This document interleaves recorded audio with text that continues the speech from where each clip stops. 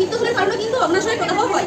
তারপরে যে সংক্রমণ, এই যে সংক্রমণ বলতে যেমন আমাদের রোগগুলো, এই যে হেপাটাইটিস, এইচআইভি, তারপরে আরও বিভিন্ন রকমের শরীরে কোনো রোগ, ব্যাকটেরিয়া, কোনো সংক্রমণ যদি হয়, আমাদের শরীরে সংক্রমণে শরীর তো খারাপ হবে, ভিতরের অঙ্গগুলো খারাপ হবে। তো অগ্নাশয়ে যদি সংক্রমণ হয় তাহলে কিন্তু অগ্নাশয়টা খুলে যাবে। তারপরে হচ্ছে রক্ত উচ্চ ক্যালসিয়ামের মাত্রা।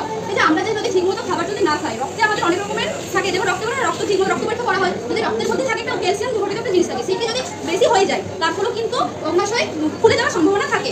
তারপরে হচ্ছে অটো ইমিউন রোগ। অটো ইমিউন রোগটা আপনারা শুনুন, এই যে আমাদেরকে ডক্টর যে ইনজেকশন দেয় শরীরের মধ্যে যদি কিছু হয়, কি আমাদের তো রোগ প্রতিরোধ ক্ষমতাটা তো আমরা ইনজেকশন দিলে ঠিক হয়ে যায়। এটা কি জিনিসটা আমাদের শরীরে ইনজেকশন দিল বা কিছু দিলে আমরা ঠিক হয় না, আমাদের শরীরের যে ভিতরে মানে আমাদের কোনো অসুবিধা ডিজিজ হয়েছে, শরীরের মধ্যে কিছু হয়েছে, ওটা আমাদের কি শরীরের বিভিন্ন অঙ্গগুলো নিজের শরীরে নিজেই ক্ষতি হয়, শরীরের ভিতরেই হয়। শরীরের ধরে রাখা ওজন কিন্তু ধরুন যদি বেশি অতিরিক্ত মোটা মানুষ হয় তাদের কিন্তু শরীরে অনেক রকম সমস্যা দেখা যায়। তাহলে আমাদেরকে ওজনটা নিয়ন্ত্রণে রাখতে হবে। ওজন নিয়ন্ত্রণে রাখলে শরীরে কিন্তু বিভিন্ন প্রকার রোগ নিরাময় করা যায়। তারপরে সুষম খাদ্য গ্রহণ। সুষম খাদ্য গ্রহণ, এই যে চর্বিযুক্ত খাবার, বেশি তেল, ফ্যাট দিয়ে মাংস, মানে বাইরে যে ফাস্ট ফুডের খাবারগুলো, আমাদের তো হজম প্রক্রিয়া তো নষ্ট হয়ে গেছে। যদি আমরা বাইরের খাবারগুলো খাই, যেমন ধরুন বাইরে তেল জাতীয় যে দোকানের খাবারগুলো, এগুলো কিন্তু আরো বেশি নষ্ট হয়ে যায়। এটা নিয়মিত ব্যায়াম করা, যদি সব দিন শরীরচর্চা করা হয়, ডাক্তার দেখালে ডাক্তারবাবু বলে না যে ব্যায়াম করবেন, শরীরচর্চা করবেন, মদ্যপান, ধূমপান এসব করা চলবে না।